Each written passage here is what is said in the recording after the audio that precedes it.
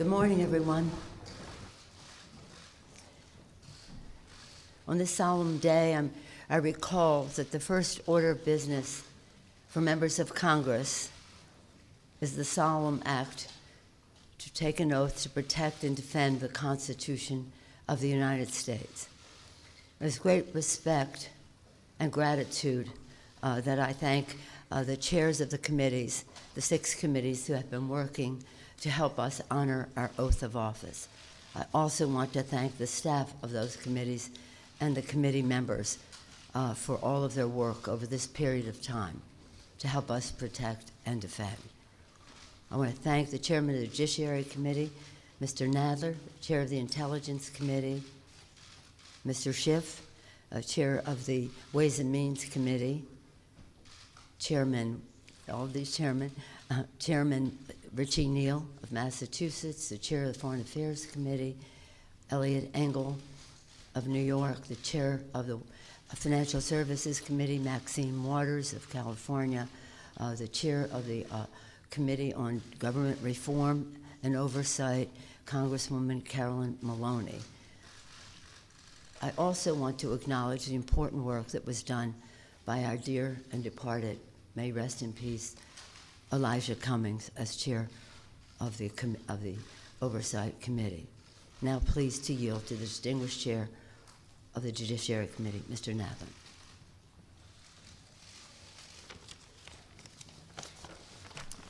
Thank you, Madam Speaker. Over the last several months, the investigative committees of the House have been engaged in an impeachment inquiry into President Donald Trump's efforts to solicit foreign interference in the 2020 elections, efforts that compromised our national security and threatened the integrity of our elections. Throughout this inquiry, he has attempted to conceal the evidence from Congress and from the American people. Our president holds the ultimate public trust. When he betrays that trust and puts himself before country, he endangers the Constitution, he endangers our democracy, and he endangers our national security. The framers of the Constitution prescribed a clear remedy for presidents who so violate their oath of office. That is the power of impeachment. Today, in service to our duty to the Constitution and to our country, the House Committee on the Judiciary is introducing 2 articles of impeachment charging the President of the United States, Donald J. Trump, with committing high crimes and misdemeanors. The first article is for abuse of power. It is an impeachable offense for the President to exercise the powers of his public office to obtain an improper personal benefit while ignoring or injuring the national interest. That is exactly what President Trump did when he solicited and pressured Ukraine to interfere in our 2020 presidential election, thus damaging our national security, undermining the integrity of the next election, and violating his oath to the American people. These actions, moreover, are consistent with President Trump's previous invitations of foreign interference in our 2016 presidential election. And when he was caught, when the House investigated and opened an impeachment inquiry, President Trump engaged in unprecedented, categorical, and indiscriminate defiance of the impeachment inquiry. This gives rise to the second article of impeachment for obstruction of Congress. Here, too, we see a familiar pattern in President Trump's misconduct.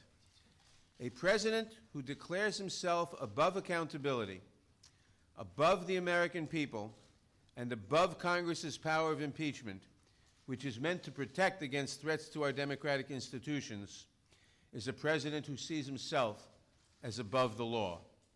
We must be clear. No one, not even the president, is above the law.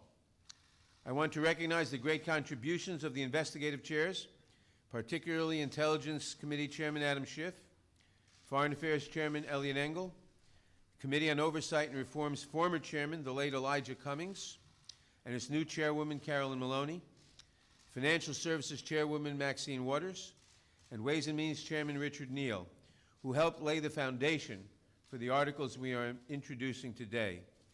I also want to thank my Judiciary Committee colleagues who were critical in our work to hold the President accountable and in the drafting of these articles. Later this week, the Judiciary Committee will meet to consider these articles of impeachment and to make a recommendation to the full House of Representatives. We do not take this action lightly, but we have taken an oath to defend the Constitution.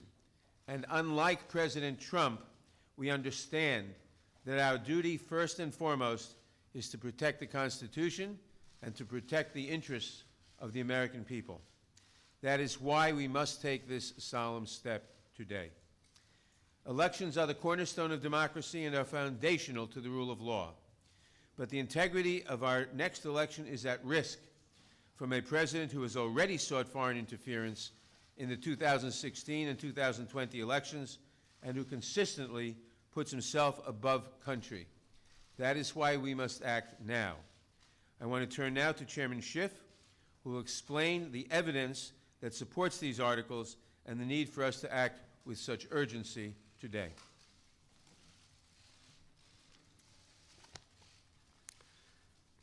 Thank you, Mr. Chairman. Thank you, Madam Speaker, and to my colleagues, good morning. The framers of the Constitution recognized that someday a president might come to office who would abuse that office, betray the public trust, and undermine national security to secure foreign help in his reelection, and who would seek to abrogate the power of Congress to hold him accountable. They recognized this danger, and they prescribed a remedy, and that remedy is impeachment. It is an extraordinary remedy and one that I've been reluctant to recommend until the actions of President Trump gave Congress no alternative. We stand here today because the president's continuing abuse of his power has left us no choice. To do nothing would make ourselves complicit in the president's abuse of his high office, the public trust, and our national security.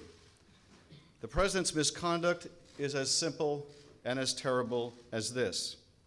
President Trump solicited a foreign nation, Ukraine, to publicly announce investigations into his opponent and a baseless conspiracy theory promoted by Russia to help his reelection campaign. President Trump abused the power of his office by conditioning two official acts to get Ukraine to help his reelection: the release of hundreds of millions of dollars in military aid that nation desperately needed, and a White House meeting with an ally trying to fend off Russian aggression. In so doing, he undermined our national security and jeopardized the integrity of our next election, and he does so still. The evidence of the president's misconduct is overwhelming and uncontested. And how could it not be when the president's own words on July 25th, "I would like you to do us a favor, though," lays so bare his intentions, his willingness to sacrifice the national security for his own personal interests. And when the president got caught, he committed his second impeachable act, obstruction of Congress of the very ability to make sure that no one is above the law, not even the President of the United States. The evidence is every bit as strong that President Trump has obstructed Congress fully, without precedent, and without basis in law. If allowed to stand, it would decimate Congress's ability to conduct oversight of this president or any other in the future, leaving this president and those who follow to be free to be as corrupt, malfeasant, or incompetent as they would like, with no prospect of discovery or accountability. Now, some would argue, why don't you just wait? Why don't you just wait until you get these witnesses the White House refuses to produce? Why don't you just wait until you get the documents the White House refuses to turn over? And people should understand what that argument really means. It has taken us 8 months to get a lower court ruling that Don McGahn has no absolute right to defy Congress. 8 months for one court decision. If it takes us another 8 months to get a second court or maybe a Supreme Court decision, people need to understand that is not the end of the process.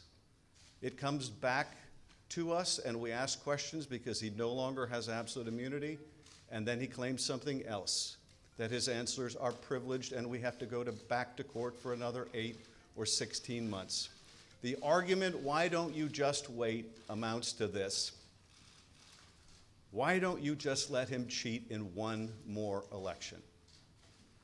Why not let him cheat just one more time? Why not let him have foreign help just one more time? That is what that argument amounts to. The president's misconduct goes to the heart of whether we can conduct a free and fair election in 2020. It is bad enough for a candidate to invite foreign interference in our political process, but it is far more corrosive for a president to do so and to abuse his power to make it so. Despite everything we have uncovered, the president's misconduct continues to this day, unapologetically and right now. As we saw when he stood on the White House lawn and he was asked, what did you want in that July 25th call? And he said the answer was a simple one. And not just a simple one on July 25th, but a simple one today, and that is he still wants Ukraine to interfere in our election to help his campaign. Even this week, the president's lawyer was back in Ukraine seeking to revive the same debunked conspiracy theory promoted at the president's behest. Which gets to the final and most pernicious of the arguments that we have heard in the president's defense, that the president can do whatever he wants under Article 2, including get foreigners involved in our elections, and we should just, to quote the president's chief of staff, get over it. Ben Franklin said, we have a republic if we can keep it. The president and his men say, you can't keep it, and Americans should just get over it. Americans don't get to decide American elections anymore, not by themselves, not without foreign help. For the members of Congress, this is not a question of fact because the facts are not seriously contested. It is rather a question of duty. The president's oath of office appears to mean very little to him, but the articles put forward today will give us a chance to show that we will defend the Constitution and that our oath means something to us. I thank you, Mr. Chairman.